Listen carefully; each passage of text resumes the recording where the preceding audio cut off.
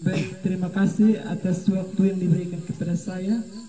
Pertama-tama, saya secara pribadi patut puji syukur saya naikkan kehadirat Tuhan atas rahmat dan berkatnya sehingga malam ini kita boleh berkumpul dan sama-sama mengikuti misa syukuran wisuda saya pada tanggal 19 November yang lalu.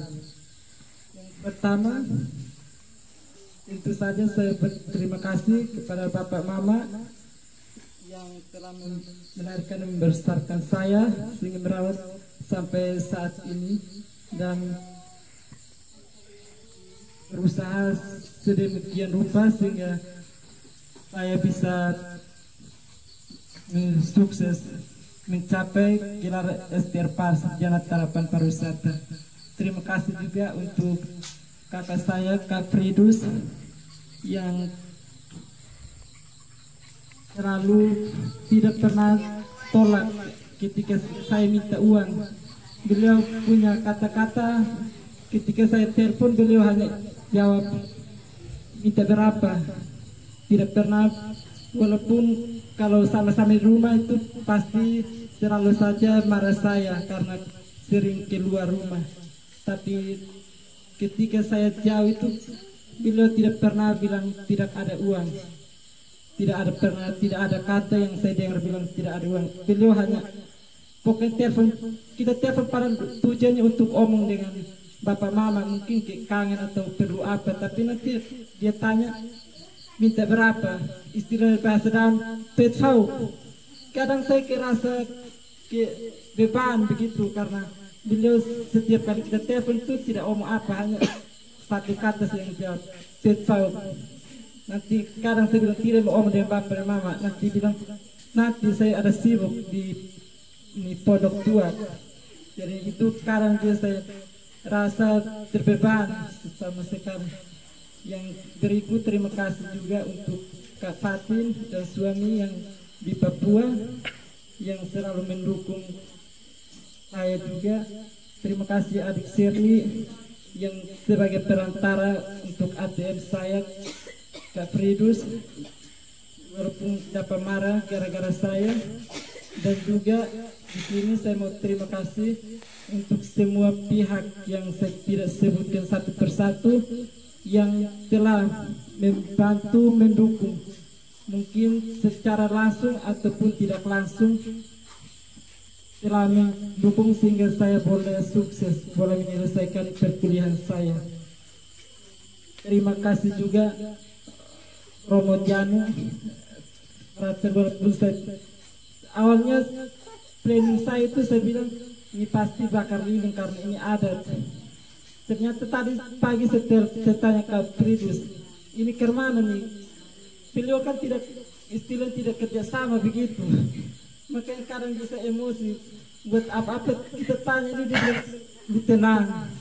Nanti tidak kasih kita, jadi saya pikirnya tidak ada misa.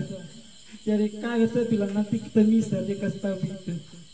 Terima kasih banyak Romo, walaupun saya tidak sempat di pastoran untuk kasih tahu, tapi Romo saya mungkin karena pendekatan juga dengan Kak Fridus dan FR, terima kasih banyak. Dan juga terima kasih untuk Papa Mama, kakak adik semua yang malam ini turut hadir bersama saya dan keluarga untuk mensyukuri keberhasilan saya. Yang berikut permohonan maaf dari saya. Yang pertama, permohonan maaf untuk Papa Mama, kakak adik Kak Fridus, mungkin dalam perjalanan perkuliahan saya baik dari SMA sampai perkuliahan selama 4 tahun 13 hari. Saya mohon maaf mungkin dalam perjalanan perkuliahan ini banyak sekali membuat Bapak Mama, kakak adik tidak nyaman atau tidak senang karena pikiran saya. Saya tahu Mama punya sifat, mungkin Mama selalu pikiran tiap hari, walaupun Mama makan kosong di sini, saya makan di sana enak karena saya sering di pastoran tuh. Jadi makan mau omong jujur nih, tiap hari makan daging. Mantu telepon, "Su makan kok belum?" Saya bilang sudah. Makan apa? Nanti kadang bekas tahu dia bilang ikan atau daging. Dia bilang, oh baik tuh. Saya tahu mantua kalau biar kadang makan di kos, makan kosong dia kasih tahu sebelum makan daging atau ikan. Kalau tidak nanti mantua pikiran. Nanti mantua bilang tunggu nanti saya sembunyi uang baru kirim ke seluruh. Padahal dia cuma minta di kakak baik. Permohonan maaf juga untuk papa mama, kakak adik yang mungkin malam ini kurang berkenan apa adanya. Sekali lagi saya atas nama keluarga mohon maaf, semoga tidak bawa pulang ke rumah tapi tetap di tempat ini.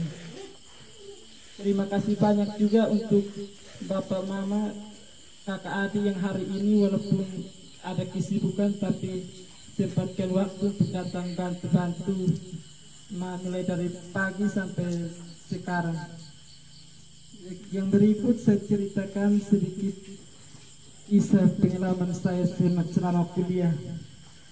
Dari dulu, jujur saya dari dulu dari SD, SMP, niatnya saya itu jadi romo. Dalam perjalanan waktu, terus faktor ekonomi juga, jadi bapak saya bilang tidak, jangan masuk ini seminar itu mahal. Dulu waktu itu kakak saya lanjut sekolah di Yogyakarta, jadi tidak mau harus ngalah. Jadi terakhir tamat SMA saya memilih untuk tahan karena keputusan bapak. Jadi kalau kakak baik dia bilang lanjut saja, tapi sepupu bapak di mana dia bilang ini kakak baik penghasilan begini, jadi saya juga mengerti. Kebetulan ada teman saya dan Romo ajak untuk masuk seminari. Saya juga ikut dengan senang hati karena tidak ada ini biaya, jadi saya dengan senang hati ikut.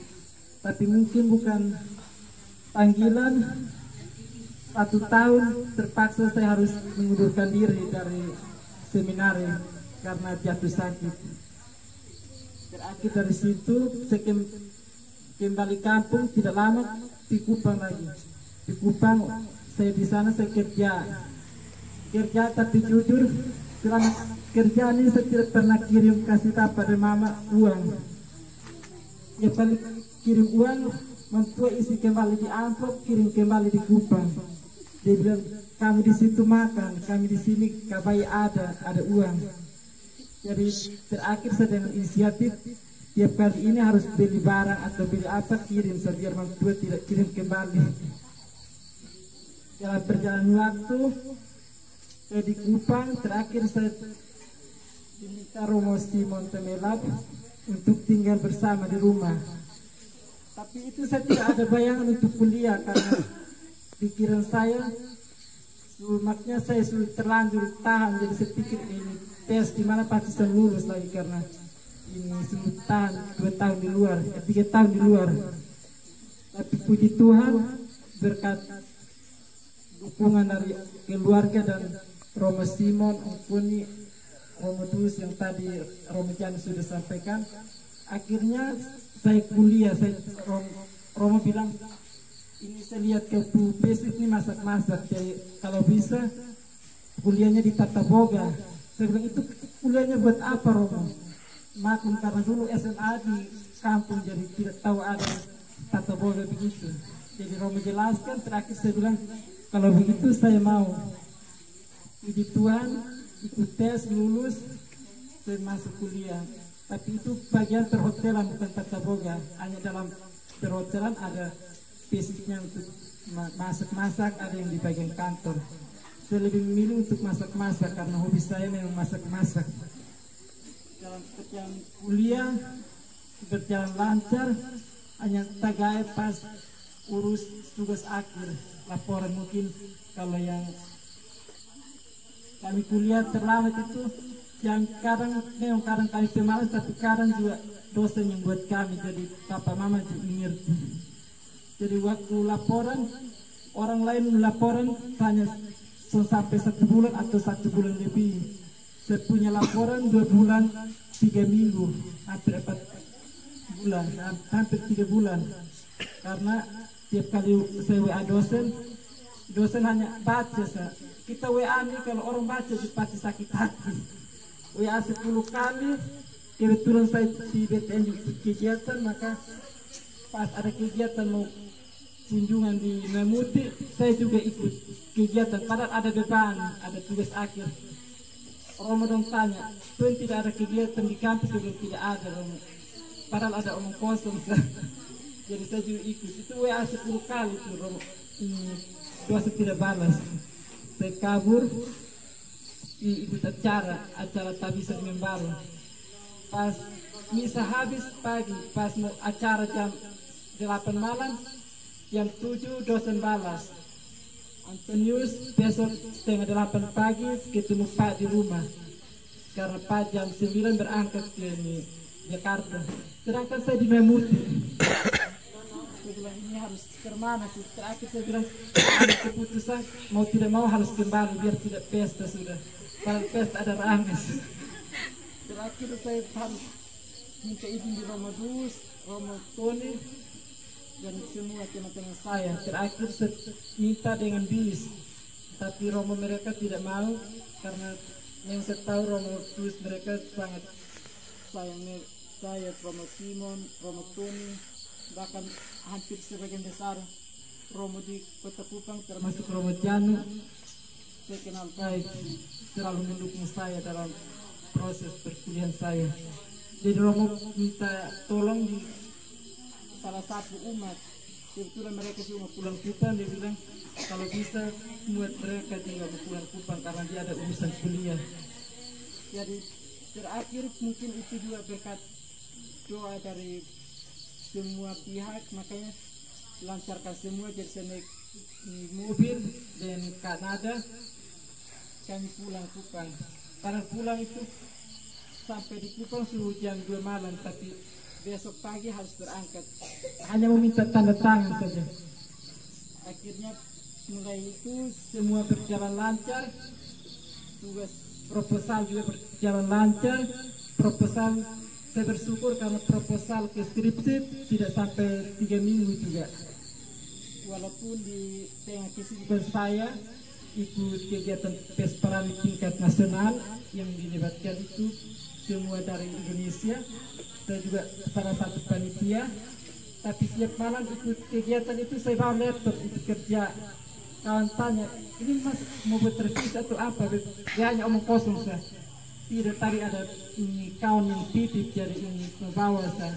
Padahal itu pas ada waktu kosong saya ada setengah mati kerja itu bareng. Hanya karena mau hobi untuk ikut rame, jadi terpaksa harus dua-dua maju terus. Terakhir saya telepon ke Katri, saya bilang ini kan beliau tiap kali telepon, ini Yok kan wisuda, lu kapan? Dia bilang kami punya belum, jadi kalau ini tahun jadi berarti kami punya tahun depan. Saya omong kosong sembarang, saya alasan jelas. Terus itu saya bilang Tuhan, kalau memang Tuhan pakai saya untuk melayani, Tuhan juga lancarkan saya punya tugas akhir supaya biar cepat sudah. Puji Tuhan, dari kami punya kelas 52 orang, kami yang sudah baru-baru ada 16 orang, yang lain harus menunggu tahun depan. Dan saya bersyukur juga karena saya termasuk 10 besar dari satu jurusan. Walaupun saya mau dibilang dari SMA kampung, dari kampung, tapi di Kupang juga saya banyak ikut kegiatan. Jadi mungkin itu saja, karena sekarang juga sudah waktunya untuk kita makan malam. Kalau memang pesan saya untuk bapak mama, kakak adik yang ada di sini, jangan kalau mau untuk adik-adik yang mau lanjut kuliah atau sekolah, jangan pikir ekonomi. Kalau bisa ada banyak sekarang beasiswa, bisa saja dekatkan dengan sekolah atau guru-guru atau juga kenalan yang ada di Kupang, pasti bisa membantu. Mungkin dari saya sekian dan terima kasih.